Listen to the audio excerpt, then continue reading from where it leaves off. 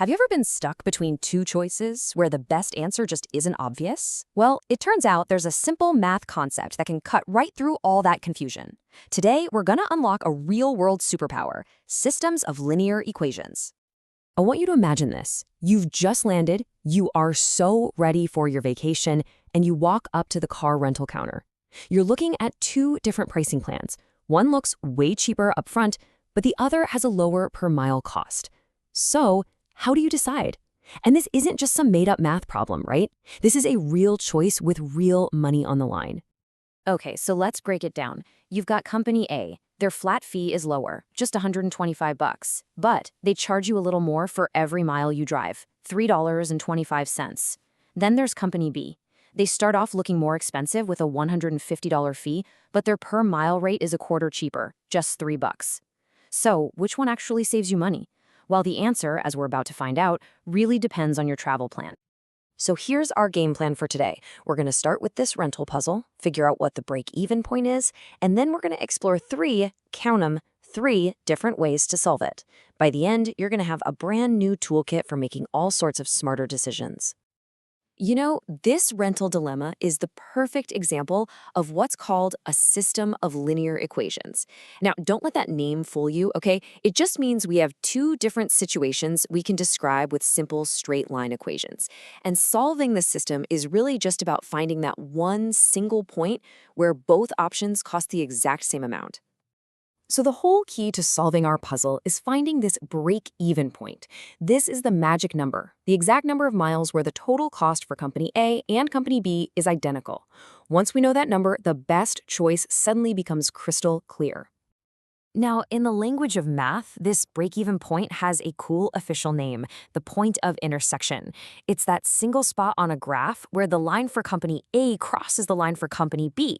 That one point, that one little XY coordinate, it holds the entire answer to our problem. So our first method for finding that point is the most visual one of all. We're going to use a graph. We are literally going to draw two lines and just see where they cross.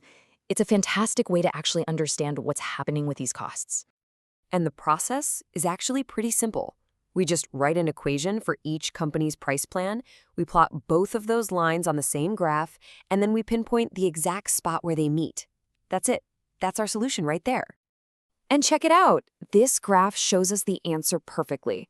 Look right there at that intersection point, 100, 450. What does that mean? It tells us that at exactly 100 miles, both companies will charge you exactly $450. So here's the deal. If you plan to drive less than 100 miles, you can see Company A's line is lower. It's cheaper. But if you're going to drive more than 100 miles, look how Company B's line drops below. It becomes the better deal. It's as simple as that. So graphing is great for visualizing things, for sure. But let's be honest, it's not always practical. What if the intersection point isn't some nice, clean number? Or what if the numbers are so huge that trying to draw an accurate graph would be a total nightmare? For situations like that, we need some more precise tools. Okay, let's move on to our first algebraic tool, which I like to call the Smart Swap. The official name is the substitution method, and it's absolutely perfect for when you have one piece of information that you can just neatly swap into another equation. Let's try a completely new scenario. A school sold a bunch of tickets to a play and made $140.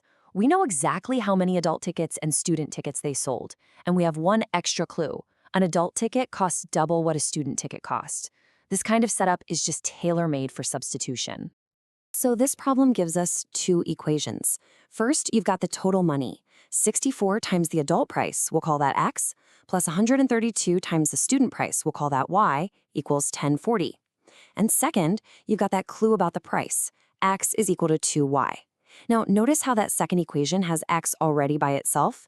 That is the key that makes substitution so easy here. And here comes the Smart Swap. Since we know that X is the exact same thing as 2Y, we can just replace the X in that first, more complicated equation. And boom, just like that, we've gone from a tricky problem with two variables to a super simple one with only one variable, which is way easier to solve. So, after a little bit of algebra, it turns out that Y, the price of a student ticket, is $4. And once we know that, the rest is a piece of cake. We just pop that $4 back into our simple equation, X equals 2Y, to find that X, the adult ticket price, is $8. Problem solved. But what if neither equation is easy to solve for one variable? Well, for that, we have our final and maybe most powerful tool, the clever combo, also known as the elimination method. This is the one you use when you need to strategically combine your equations to make one of the variables just disappear. The whole strategy here is to line up your equations one on top of the other and then multiply them by whatever you need to so that one of the variables has opposite numbers in front of it, like a positive 6y and a negative 6y. Because when you add those equations together, those terms will cancel each other out completely. They get eliminated. Let's look at this problem about a company buying some vans. You see how both equations are in the same format, but nothing cancels out easily. So the trick is to make them cancel. We can target the y variable. If we multiply that top equation by 3, we get a positive 6y. And if we multiply the bottom one by negative 2, we get a negative 6y. We've just set up a perfect cancellation. And now, for the magic, we add our two new equations together. The plus 6y and the minus 6y cancel each other out, they're gone, and we're left with a really simple equation. 11x equals $385,000. A quick division tells us a large van costs $35,000, and from there, finding the cost of a small van is easy. So there we go. We have 3 different methods in our problem-solving toolbox: graphing, substitution, and elimination. The real superpower isn't just knowing how to use them, though. It's knowing when to use each one. So let's just recap really quick. You want to use graphing when you want to see the relationship, or when the numbers are pretty simple. You use substitution when one variable is already isolated, like in our ticket problem. And you bring out elimination when the equations are all lined up nicely in standard form, like with the company vans. Choosing the right tool for the job makes everything so much easier. Okay, so now it's your turn to think like a problem solver. Here's a new puzzle for you: planning a gym session. You have a limit on your time, 40 minutes, and a goal for calories, 300. How would you set up a system of equations for this? And which of our 3 methods do you think would be the best to find that perfect split, the exact amount of time to spend on each machine? The power to figure that out is now in your hands.